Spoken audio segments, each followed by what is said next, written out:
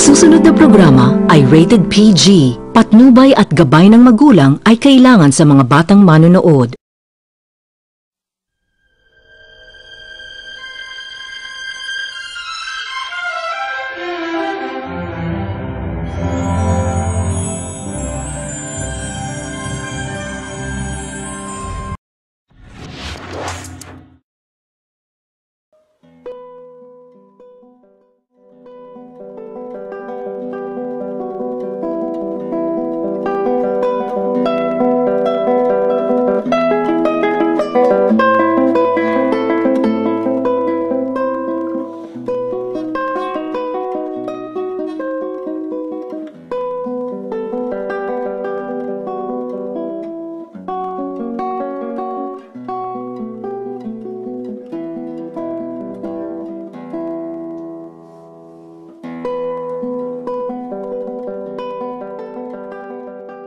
Bang dating ngayon sa kapitan? Oo nga. Talaga? Oo. Magandang umaga mga konsyales!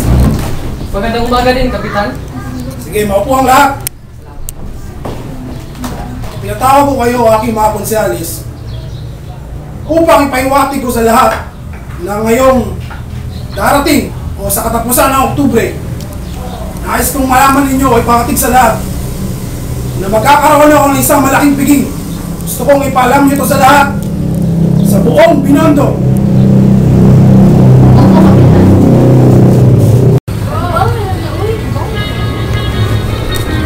Magandang hapon po. Tuloy po kayo. Magandang hapon po.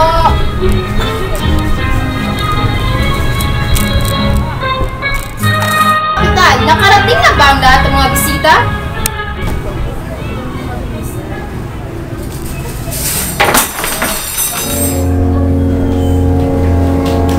Mga walang ingat kayo! Ano ba nangyari dito? Pasensya na po, senyora. Hindi ko po sinasadya. Pero gusto pa rin ako kasama. Oo nga, busog na busog talaga ako. Sarap. Ako rin kanin. Gusto ko.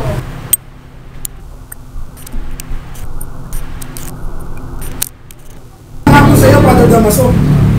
Pinakilala ko po sa inyo si Don Crisostomo Ibarra, anak ni Don Rafael Ibarra. Kinagagala kong makilala ang kora na aming barangay. Ang matalik na kaibigan ng aking ama. Ipapatawad niyo po ang pagkakamali ko. Pero hindi ka nagkamali, binata. At hindi kami matalik na magkaibigan ng iyong ama.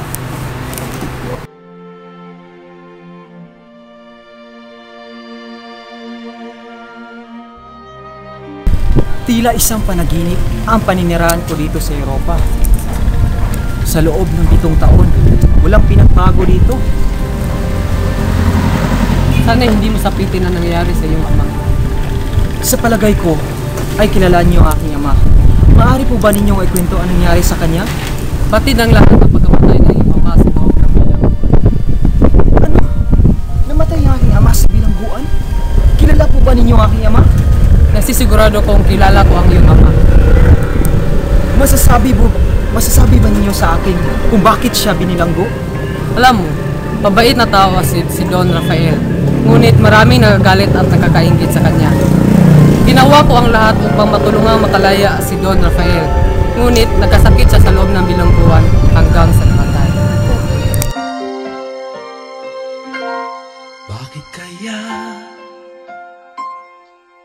Bakit ka ba naghihintay?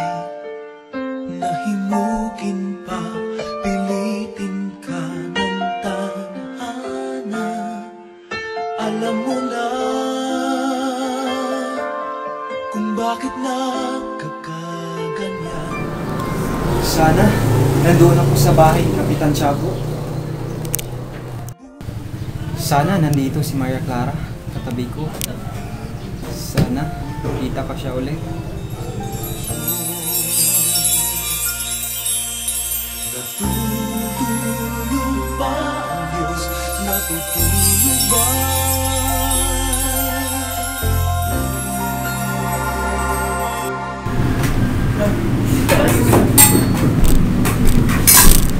Magandang hapon, Teniente. Sa'yo din pa din si Bayla. Sa'yo din, Binata. Marikan mo. Aba, malaki pala ang pinagbago ng pamamahala dito sa Pilipinas kaysa sa Madrid. Mahigit 20 taon akong naninirahan dito sa Pilipinas. At halos kilala ko na ang lahat ng tao dito. At tinuturing ko pa sa mga anak. At punong-puno ako ng karanasan dito sa lugar na to. May kinalaman po ba ang iyong mga sinasabi sa pag-aangat ng mga tabako? Ang reformang ginagawa ng mga ministro ay hindi tama.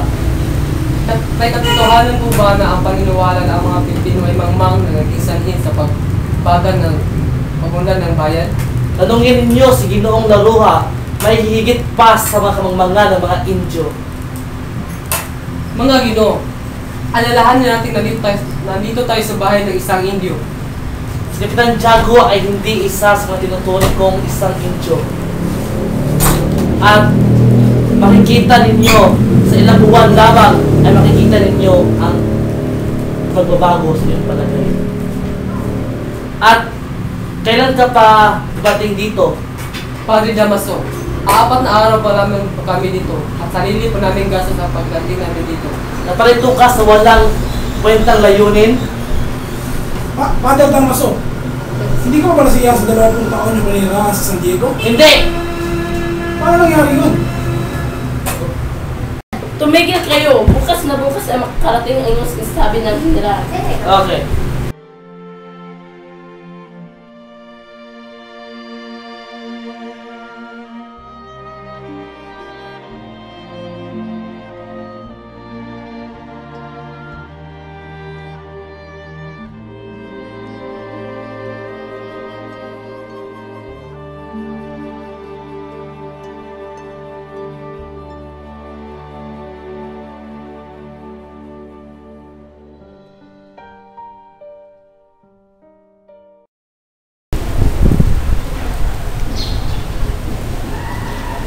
Magandang araw mga binibini.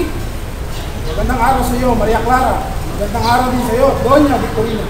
Magandang araw din po, Padre Sibayla. Awaan kayo ng Diyos. Maraming salamat po, Padre. Nakakataba ng puso na makakita ko ng isang napakagandang dilag na bumibisita sa aking simbahan. Sana ay pagpalain kayo ng Diyos at kayo ay protektahan. Maraming salamat po, Padre. Kaawa-awa naman ang sinapit ng aking ama. Hindi sana nila ginawa yun.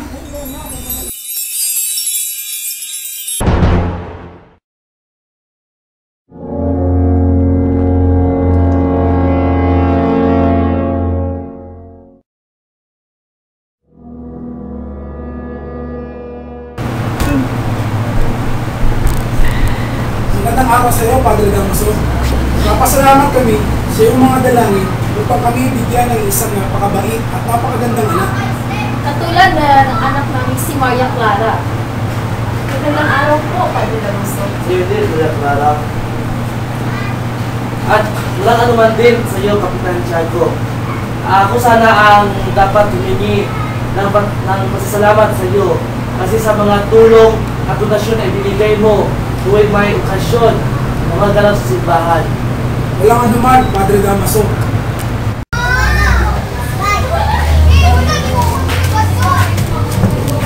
O Maria, ano namamutla kay ata?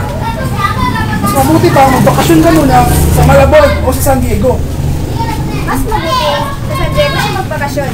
Bukod sa malaki ang bahay doon, malapit na rin ang pesta. Maria, ihanda mo ng iyong mga gamit at ipakalan ko na sa iyong mga kaibigan. Kaya hindi ka na babalik dito.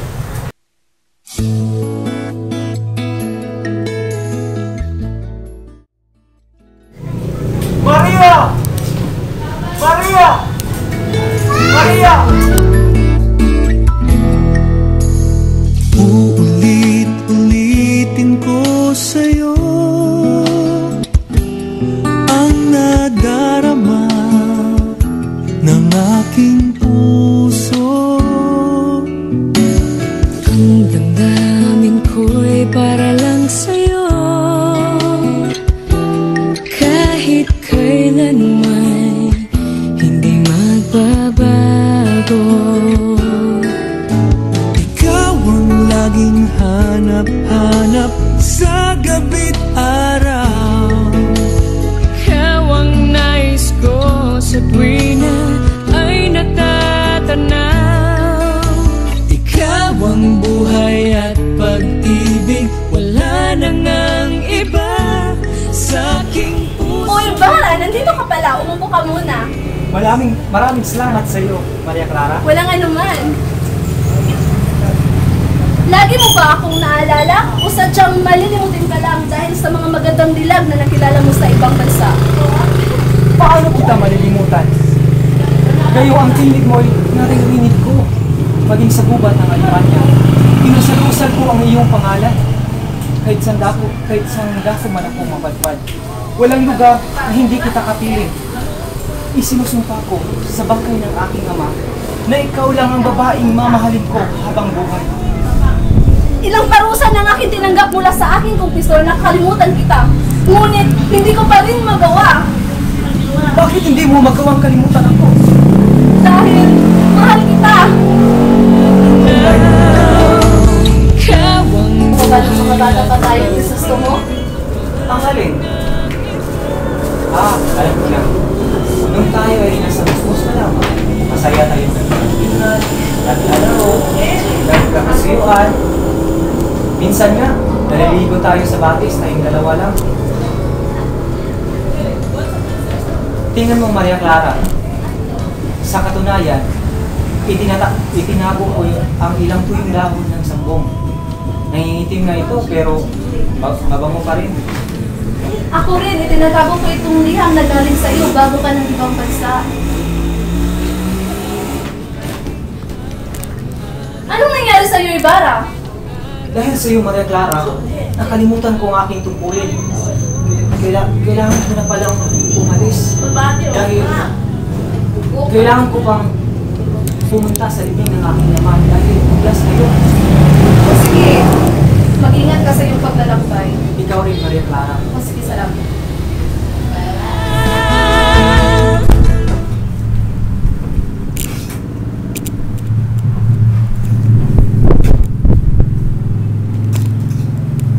O mga bisita, kumain na kayo dito.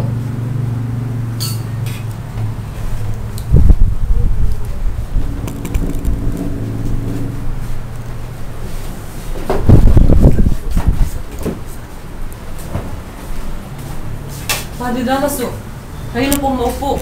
Higit kayo karapat dahil kayo ang profesor ng may bahay na pumanaw sa at kaibigan ito. Higit kayo nakakatanda, mataas ang pagkukunan ng kapangyarihan. Hindi naman katandaan pa rin si Bayla, sapagkat ikaw ang narapat sa upuan yan. Kasi ikaw ang pura ng bayan ito. Sumusunod lamang po ako sa iyong pinag-uutos.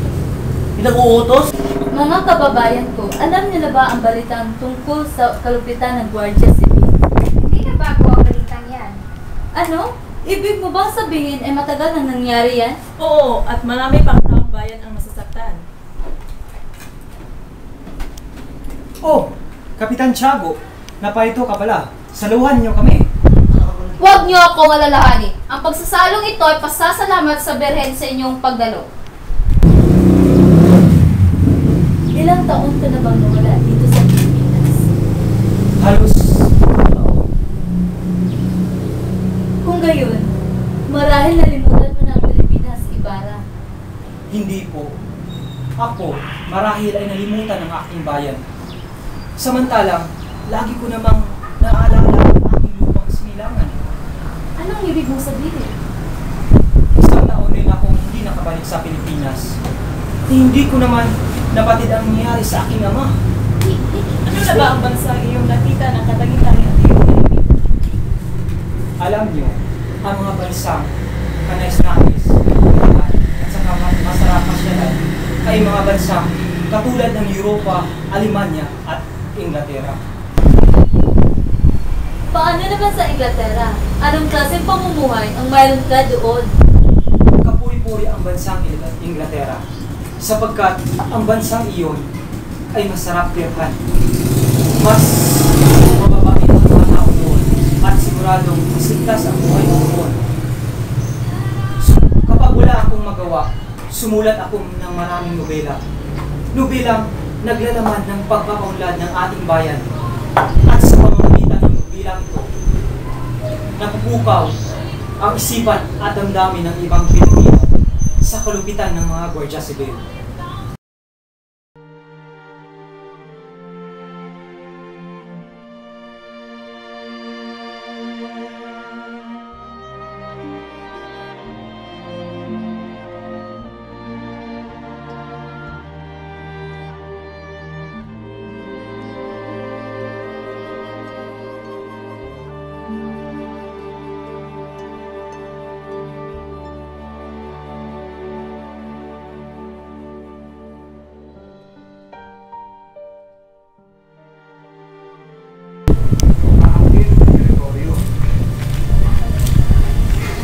Clara, ako ka pumunta sa ibang bansa. Nais ko sanang ibigay ng mga pili at sana'y iyo'y tatandaan.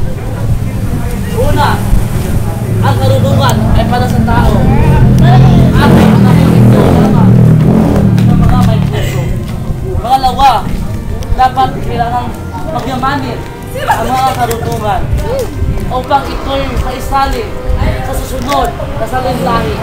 At pangatlo, ang mga dayuhan ay pumunta sa Pilipinas upang maghanap ng ginto. Kaya puntahan mo ito at kunin ang mga ginto.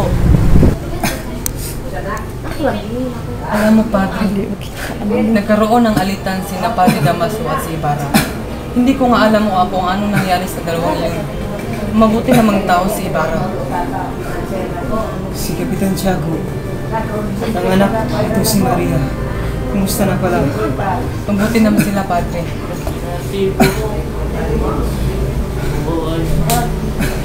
Makapangyarihan ang pamilyang iyon. Mas malaki ang may tutulong sa ikasusulong ng ating korporasyon at kapatid. Tama ka dyan, Padre. Dahan-dahan nang nawawala ang kayamanan natin. Dahil sa pagtaas ng buwis sa Europa, hindi mamapat na pagtaas ng buwis dito sa lupain sa Pilipinas. Sapagkat ang Pilipino namili ng ibang lupain sa iba't ibang lugar. Ang Teniente Elian ay may talong sa Kapitan Tulan. Ngunit, nag-isa lang ito kay Padre Damaso.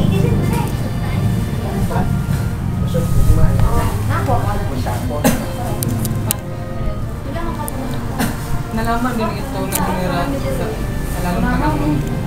Sa katunayan, napaihay ito kay Laroha at napaihay ito sa bayan at napalipat ang pari sa mabuting bayan. Saan ko yun? Padre si Bayan.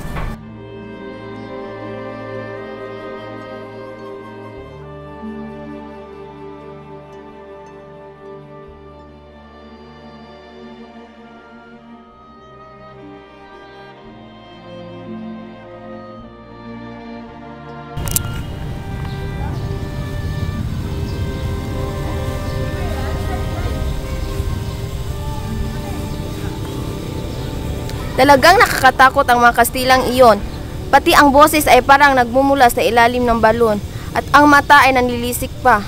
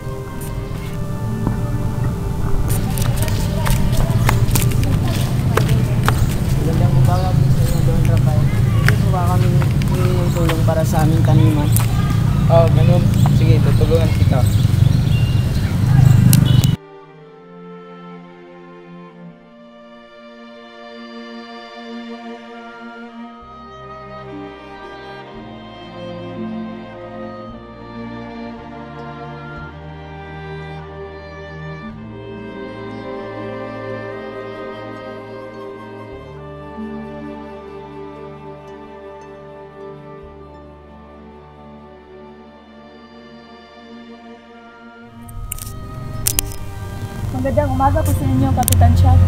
Magandang umaga rin sa inyo. Nandito po kami upang humingi ng tulong para sa kapatid ko. Anong klaseng tulong? Para po ipagamot sa kanya kasi wala pa akong pera para ipagamot sa kanya. Masakit kasi siya.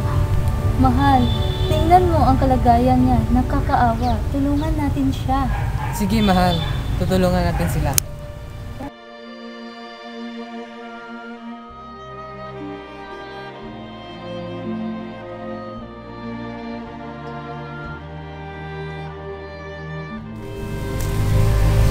Nandito pala ang Alperes.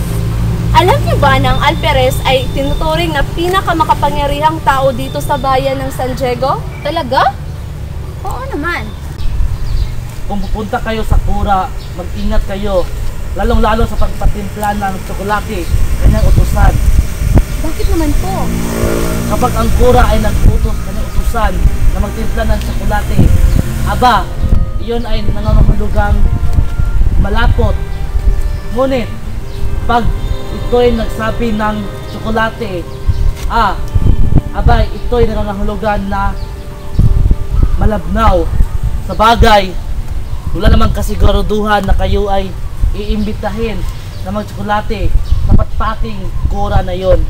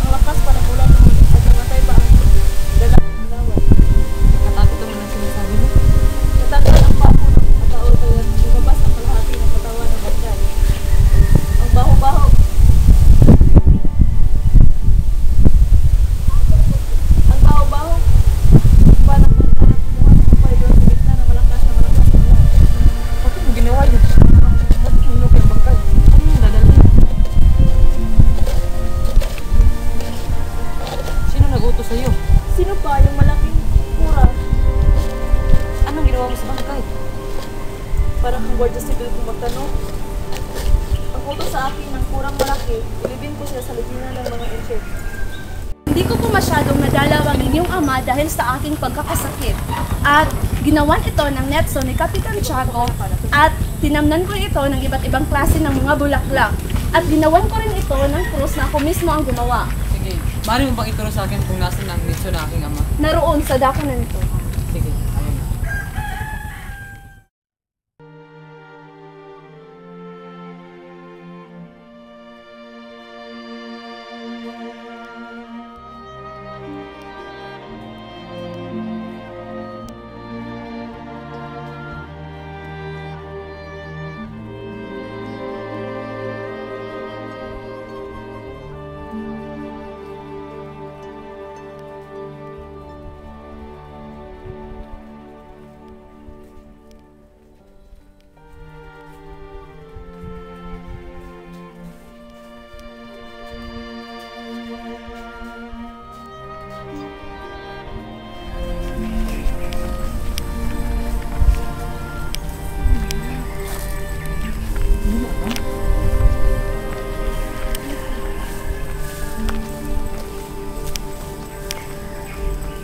yun?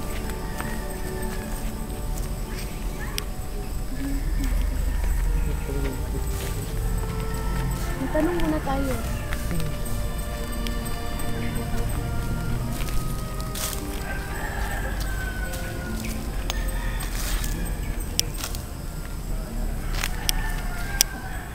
Ano ba paglilingkod ko sa inyo? Nasaan mo po yung krus na yung malaki na yung ano, yung mga maraming mga bulaklak nasa paligid? Yung mga yung malalaking mga, yung malaking photos sa latag ang mga bulaklak na halaman? Oo, tulad ng mga sampagita, rosas, yun. Yung mga tinanim ko. Sinunog ko na po. Ha? Bakit mo sinunog? Utos po kasi ng malaking kura, Padre Garuto. Nasunugin ang at wala na doon ang langkat na hinahanap mo.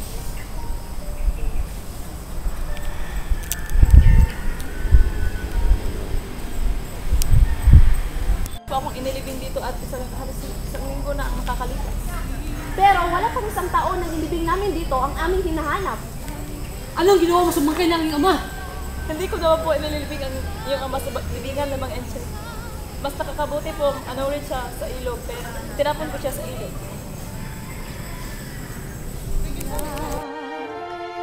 At sa kaniyang yumi at ganda, dayuhan ay nahalina.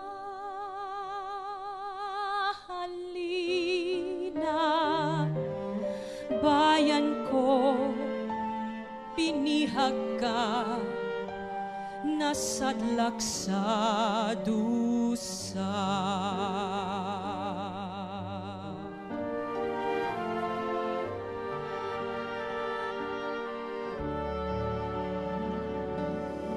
Ibon man may layang lumipad, kulungin mo at umiiyak.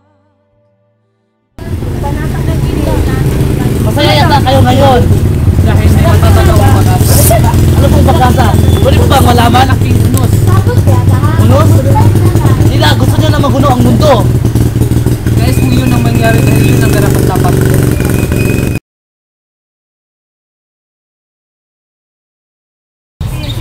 Hindi pa ba kayo uwi? Naghintayin yung ina. Hindi po kami uuwi hanggat wala pang ikawalong gabi. Utos yan ng sakristan niya. Umakat kayo ng kapanaryo at mag-ingat kayo. Ilang ganda ng aklat. Ito ang aklat na ang hirap ng mga diniis, ng mga banal na kaluluwa sa purgatorio. Hindi lang matalino ang may akdan yan. Oo nga. Nagkita ba kayo ng pag-uwi sa Pilipinas? Hinalak niya. Ay saklap ng oras. Natuklasan niya ang kanan. Kabilang ako sa anim na nagipaglibing kay Don Rafael. At ako ang humarap bilang saksi kay Kapitan General. Dahil ang lahat ng tao ay may takot na magsabi ng katotohanan.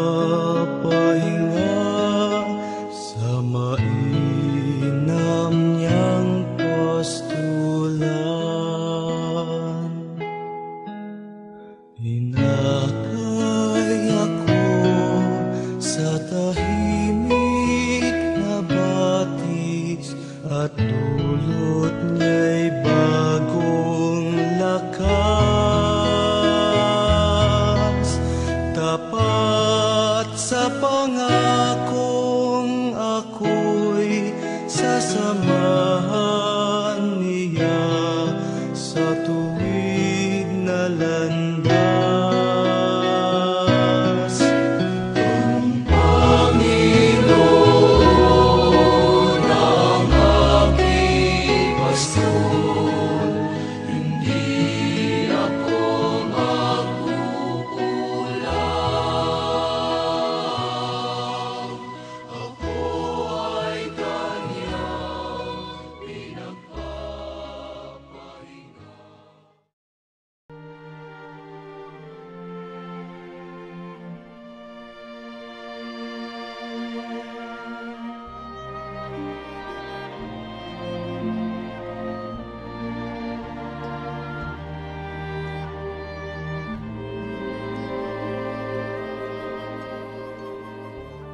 mukha ang lubig, Crispin.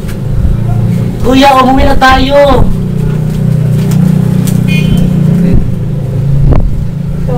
Hindi tayo maaaring magkasakit. Mamamatay tayong gutom. Umuwi na tayo kasi sa atin, wala mapaparatang sa akin yung isa akong magnanakaw. Ano ang ibabayad nila sa atin? 2 piso. 2 piso? Bayaran mo na sila, kuya, para hindi na tayo pagbintangan. Halagang 30, 2 piso. Hindi kasya. Sala pala'y ninakaw ko na lang iyon. Tahan na, uwi na tayo. Tahan ko kayo, nabitin ko dahil bumalik sa kulang yung lupanan. May permission na po kami umuwi. Yes, pa kayong maaaring umuwi. Ngunit hanggang alas 9 lang kami maglalakad sa kalsada. Saan Kuya! Kapatid nila ako! Huwag ko iiwan! Sandali! Hindi mo ba hintayin ang mga anak mo? Si Basilio ay mag-uwi ng sahod. Pagkukod wala ako ng piso. Buksan niyo ang pinto. Nanay, buksan niyo. Ano nangyari sa iyo, anak? Huwag kayong mag-alala, Nay. Nasaan si Crispin, anak? Naiwan po siya sa kumbento. Ano? Bakit siya nagpaiwan? Ano nangyari sa kanya? Ginawa siya ng sakristang mayor dahil siya ay pinagbintangan ng nakaw. Mahabaging Diyos, tulungan niyo po ang aking mga anak. Walang dapat na makaalam na hinabol ako ng gwardyang sibil. Nila si Crispin na magnanakaw? Huwag kang labis na mag-alala, Nay. Umuwi na si tatay at agad ding umalis. Huwag kang magsalita sa iyong ama ng ganyan.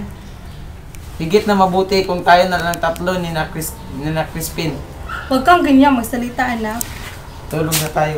Dito na po ang prutas para kay Cora. Pwede ko ba makausap ang Cora? Hindi na pwede ko yun kasi may speech siya. Kung ganun, pwede ko ba makita ang aking anak na si Crispin? Si Crispin? Hindi ba tumuwi siya sa inyo? Si Basilio lamang ang naroon. Si Crispin ay narito. Kaya nandito ako upang ipaalam kay Cora na susundin ko na si Crispin. Ano ito nga si Crispin? Pero agad-agad naman siyang umalis pagkatapos siya makapagnakaw. At naisuplong na siya na yun ng mga Guardia Civil. At anumang oras pwede siyang dakpin at patayin.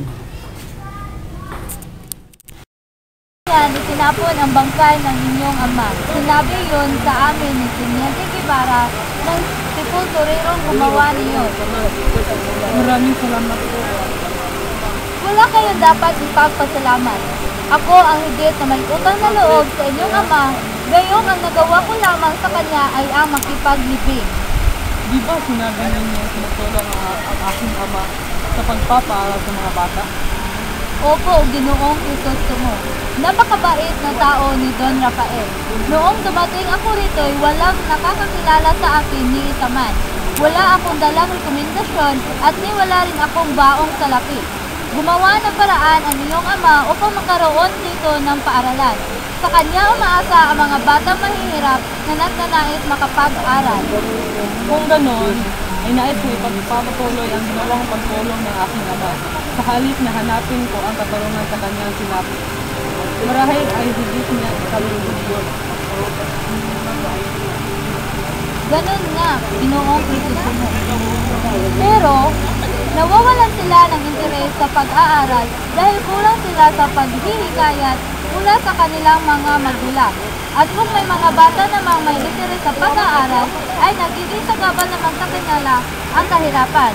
Isa pa'y, kailangang iwaso at nalito na ayos ang pagtuturo. Nakasanayan ng mga bata ang magtaulo sa halip na unawain mabuti ang pinag-aralan.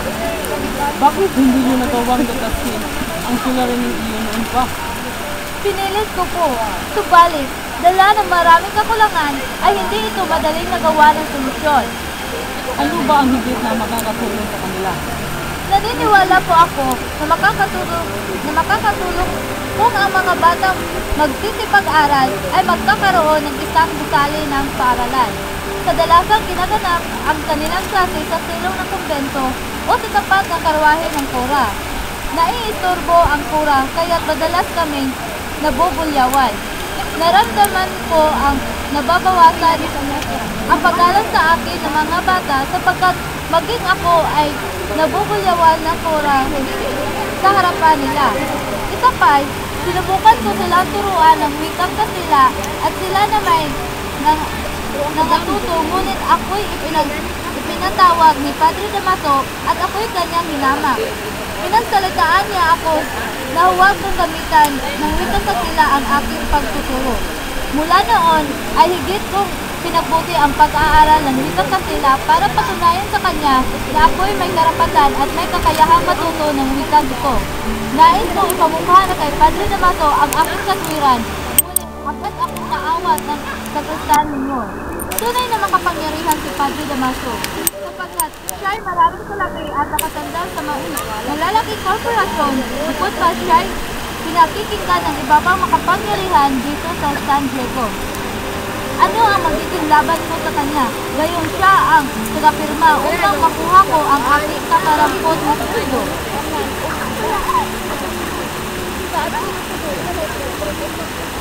Ngunit sa kabila ng lahat, ay nasisihan kayong may mga natuturuan kayong makaaral. Opo, at higit ang aking naging kasiyahan nang mailipat ni Padre Damaso ng ibang lugar at nagkaroon ako ng kalayaan gumawa ng ilang pagbabago sa pagtuturo. Nagturo ako ng kasaysayan at pagtatanim, subalit muli akong ipinatawag ng kura dahil ang nais niya ay pawang mga katekismo lamang ang aking ituturo. Hindi naman ganap na maunawaan ito ng mga bata at sa halip ay mas lalo silang nalilito. Ito marahil ang dahilan kung bakit ang Europa ay lalong umuunlad samantalang tayo nananatiling mangma. Hindi kayo dapat mawala ng pag-asa. Inimbitahan ako sa pulong ng Diyos.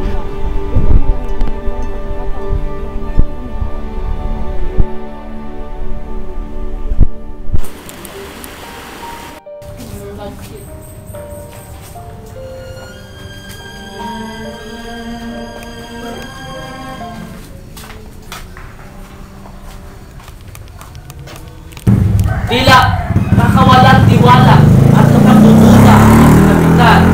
Lalo na malapit na ang kapistahan. Ang kapitan ay nagpaiwan sa kumbento para kausapin ang kura. Walang problema iyon kung ang mananalo ay ang pawang mga matatanda. Kaya nga, nakapag-isip ako na magharap ng kahilingan ng mga matatanda. Totoong mahirap talunin ang mga matatanda. Kaya ako ang bahalang magharap sa mga matanda. Pero, paano ba ninyo gagawin yun? Nakausap ko si Pilosopong Tasio na siya ang magbigay sa atin ng dapat gawin upang matagumpayan natin ang ating mga plano.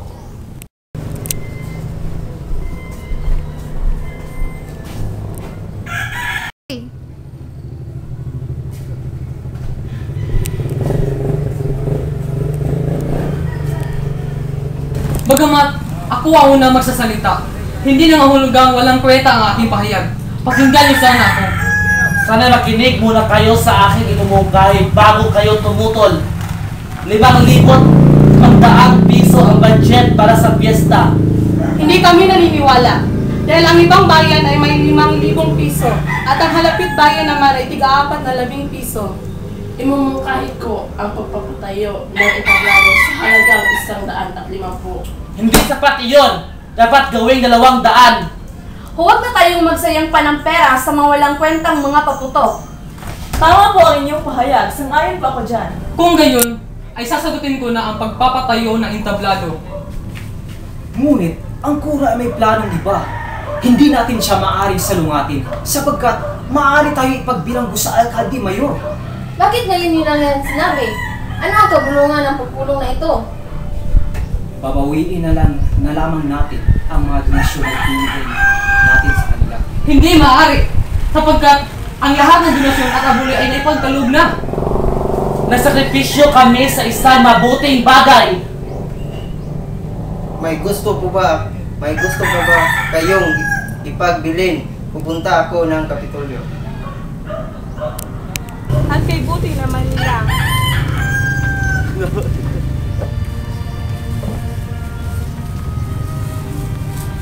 Nasaan ba ang mga anak mo? Ikaw ba ang ina ng magnanakaw? Ha? Huwag kang magsisinungaling! Nasaan ang anak mo? Sa oras na magsinungaling ka ay ibibitay ka namin sa punong kayo at saka babarilin. Hindi magnanakaw ang aking mga anak. Matagal ko nang hindi nakikita ang bunso ko na si Crispin. Ibigay mo sa amin ang salapi na galing sa mga anak mo. Kung ayaw mong ikaw ang aming damputin. Mga Ginoo, hindi ko alam kung anong sinasabi ninyo. Kahit halugtugin niyo pang aking bahay, wala kayong makikita dahil mahirap lamang kami. Kung ganoon, ikaw ang aming dadalhin sa kwartel. Wag! Mawaw kayo! Mawaw kayo sa akin! Walang aking mga anak dito!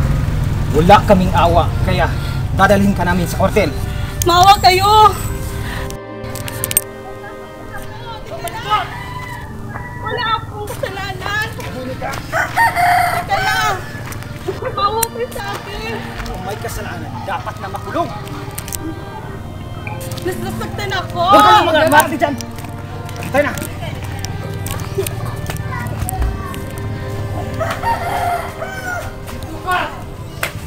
Teka lang!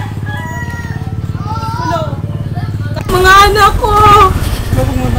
Crispin! Basilio! Anak ko! Nasaan na kayo? Crispin! Basilio! Nasaan na kayo? Panggayahin ang pagmamatyag sa iyo ng Cora. Mag-ingat ka sa pupuntahan mo. Tingnan, nasugatan kayo. Nahulog po ba kayo? Hindi. Naligaw lang ako at nakapasok kung saan-saan. Oh, padre. Anong ginagawa niyo dyan? Ako dapat ang magtanong sa inyo. Ano ang ginawa niyo dito? Naglalakbay lang kami. Sa gubat? Dapat kayo mag-ingat sa gubat na to kasi maraming hindi taga-atin ang nakatira dito. Hanggang ngayon, nakaratay pa rin si Padre Damaso. Nakilala niyo na ba kung sino ang taong gumawa niyon? Sino ba mga taong iyon? Hindi ba't siya yung taong natagpuan niyo sa lamba? Nawawala ang mga anak ni Narcisa, Padre Salve. Di ba't sila ang inyong mga sakristan? Oo, at pag wala sila, ako ang mapagbintangan na nagnakaw sa pera ng simbahan. Hindi nga po pala kayong banal na tao. Nais ko po sanang ipagpagamot ang babaeng nabaliw na si Sisa. At alam ko, sa tulong ninyo'y maipahanap ang nawawalan niyang anak, ang dalawa niyang anak. At saka, sa pamagitan ng ating donasyon, maipagamot natin ang babaeng nabaliw. Sino ba sa inyo ang may pinakamagandang kasagutan dito? Si Maria Clara. Tanong nga sa kanya kung tapat ba at hindi magbabago ang pag-ibig. Sagot. Maria Clara, mayroon ka bang magandang ideya upang may paggamot natin ng gusto ang nababaliw na si Sisa? Oo, dapat natin hanapin ang kanyang anak na si Crispin. Kung gano'n, magtutulungan tayo. Dapat lamang. Kung ganoon, ay ako naman ang magtatanong. Magtatagumpay kaya ako sa aking binabalak ngayon? Ang panaginip ay panaginip lang. Tingnan nga natin kung totoo ang nagsasabi ang aklat.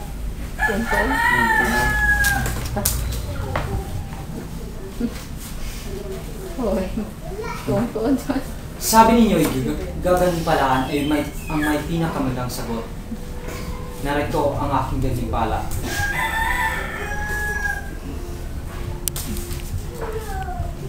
Malaking kasalanan ang makialamang bagay na hindi sa'yo.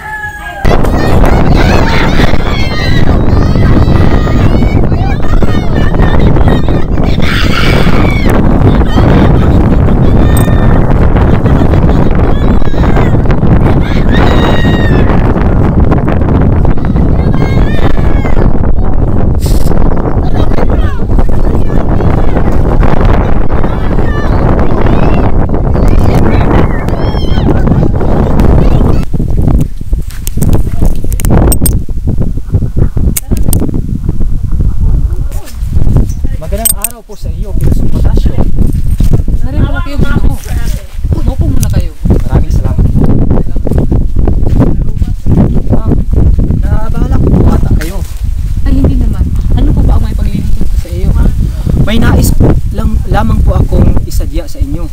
Bakit po kayo sumusulat ng isang hieroglifo? Sulat ako ng hieroglifo ko para sa hinaharap. Anong wika ang ginagamit mo? Sa saligang wika natin, ang Tagalog. Matanong lang po, maaari bang gamitan ng hieroglifiko ang wikang Tagalog? Abay, maaari iyon. Kasi higit na mabuti ang wikang Tagalog sa wikang Latin. Bago po ako umalis, may nais po akong tanungin may nais akong ihingin sa inyo. Nais ko po humingi ng payo sa inyo, gaya ng ginagawa ng aking ama nung siya'y nabubuhay pa. Nais ko pong magpatayo ng paaralan dito at bilang paaralan na rin sa kasintahan kong si Maria Clara. Pangarap ko din iyon. Pangarap ko na makapagtayo ng isang paaralan dito sa bayan upang matulungan ang mga pamilyang walang kapera-pera.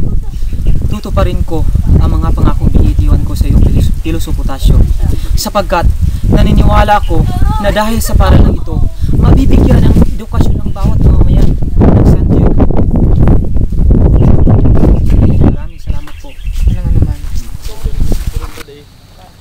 Ipag-umanhin niyo po ako sa aking mapangahas na pagambala. Hindi na kailangan. Nakasulubong ko ang Alqueires at sumama sa akin. Salamat po sa pag-alala, pero alam kong hindi na niya ako makikilala at sana'y siya ay iyo'y sinama. Ako'y tagadala ng isang mensahe ng mga sawing palad. Sawing palad? O pagbabago? Oo, pagbabago ng militar.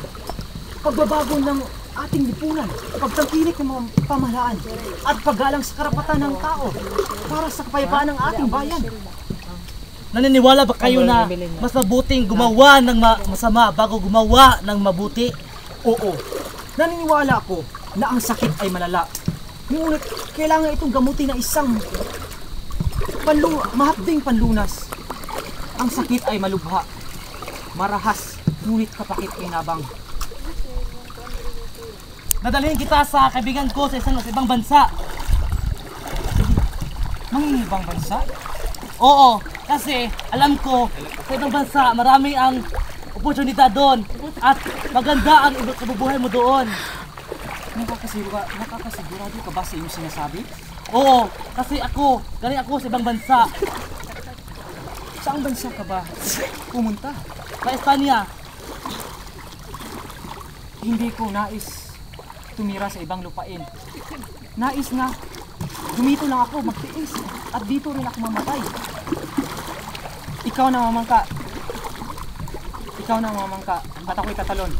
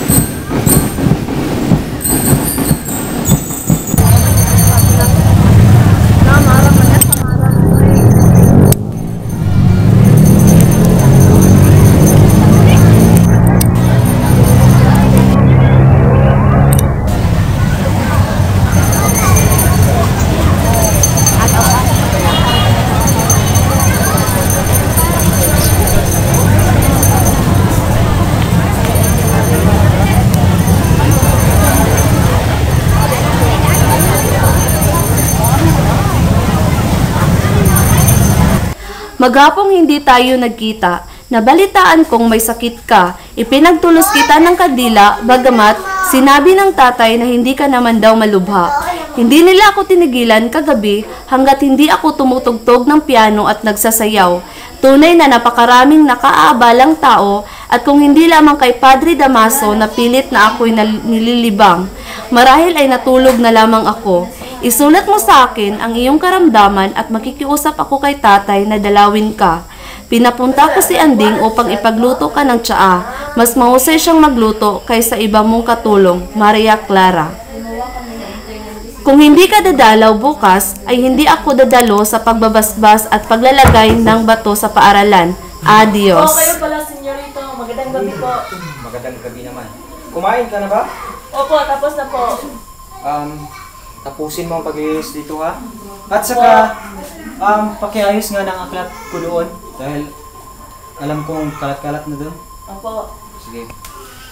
Pamibihis mo na ako. Sige po.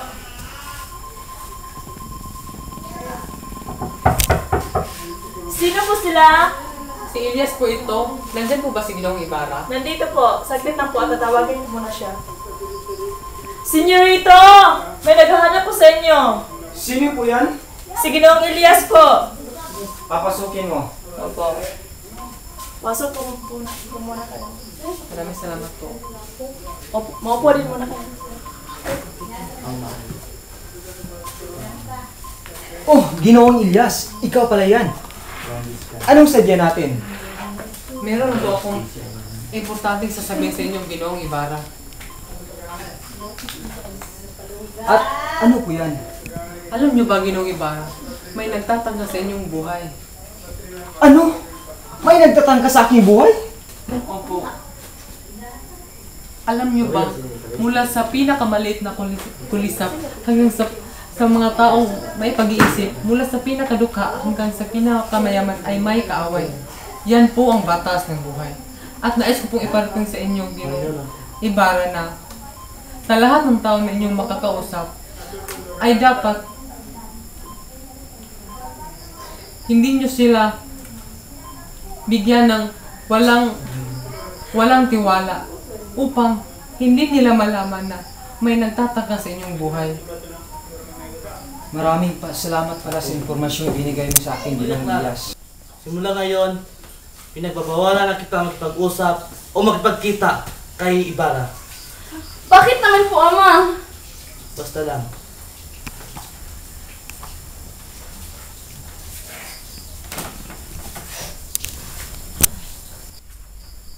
Maria Clara, anong nangyari sa'yo?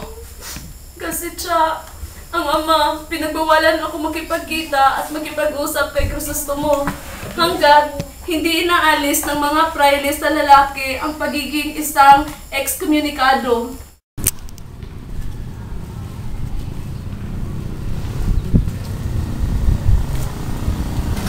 Magandang araw po, may lihap po kayo. Kanino to galing? Hindi ko po alam. Sige na sa akin. Kanino kaya to galing na lihap na to? Ibasa. Hindi mabasa? Mahal kong pinsan, sa loob ng 3 araw ay ibig kong malaman kung kayo ay nagtuos ng alperes. Sakaling natapos na ang taning na ito at hindi mo pa siya nahaharap, ay ipababatid ko na kay Kapitan Tiago na ikaw ay hindi totoong nakakasalamuha sa mga kasiyahan ni General Arsenio Martinez at hindi mo kailanman naging kabiruan si Canovas. Malalaman nilang hindi ka naging kalihim ni Numan. Ibubunyag ko kay Clarita ang iyong lihim at hindi pa rin kita bibigyan ng salapi. Lahat ng magustuhan mo ay ibibigay ko basta kalabanin mo ang alperes. Ipagkakaloob ko sa iyo ang lahat ng iyong pangangailangan sa oras na sundin mo ako. Wala akong tatanggaping dahilan o paghingi ng anumang paumanhin mula sa iyo. Ang pinsan mong nagmamahal sa iyo ng buong puso, Victorina de los Reyes de Espadanya.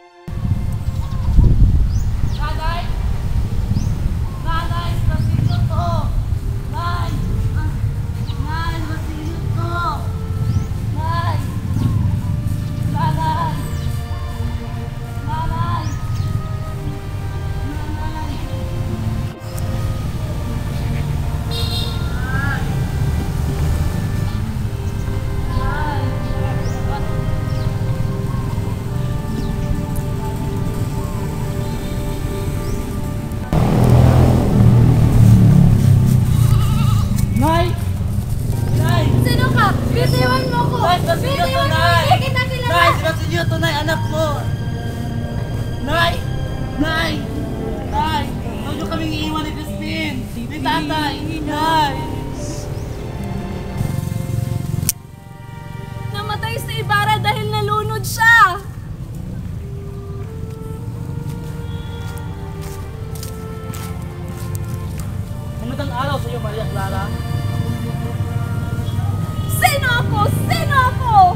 Mahunos dili ka, Maria Clara. Mahunos dili ka.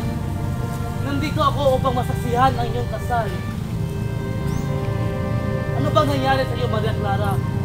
Sabihin mo kung ano nangyari sa iyo bilang inaama mo. Tulungan mo kong sirain ang pakikipag-isang dibdib sa kanya. Ang gusto ko lamang ay si Ibarra! Si Ibarra! Si Ibarra lamang ang aking mahal! Anak? Anong anak? Tama ba ang narinig ko na tinatawag mo akong anak? Ha? Oo, anak. Anak kita. Pero, ang nalaman kong ama ay si Kapitan Tiago lamang. Siya lamang ang aking ama! Hindi mo alam ang nangyayari, mga. Sa kumbento, Maria Clara, ibinigay kita kay Kapitan Tiago kasi ako ay isang pare. Isang pare lamang. At hindi mo alam kung ano ang kaparusahan sa kumbento. Kung sa ganon, kung ama kita, bakit mo ko binibigay kay Kapitan Tiago?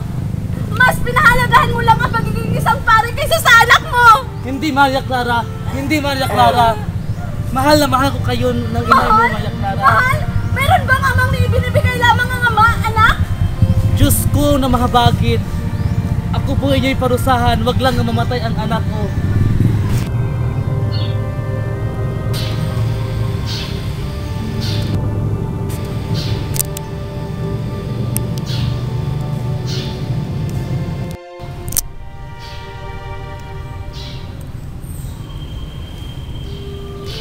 Diyos ko po, awa-awa naman yung anak ko.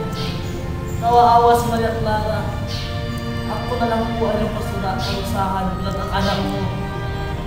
Mahal na mahal ko ang anak mo, Panginoon.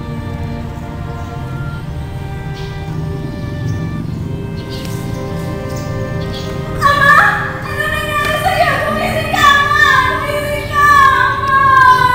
Patawarin mo po ako, Ama! Gumising ka, Ama!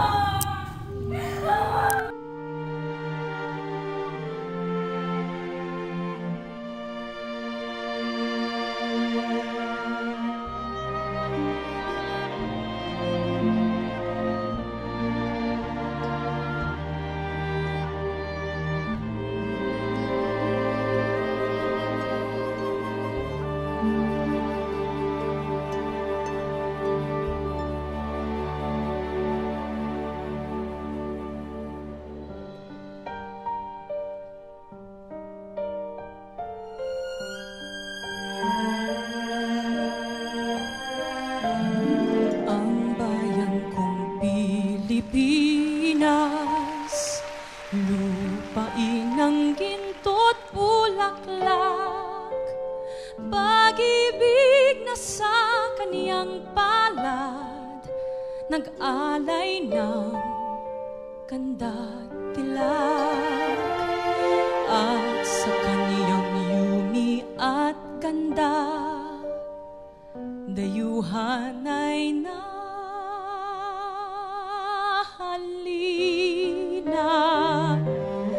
Bayan ko, pinihag ka, nasadlak sa dusa.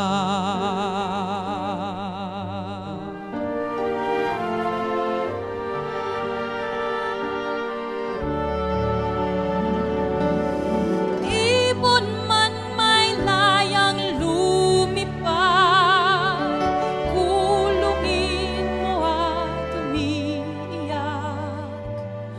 Bayan pa kayang sakit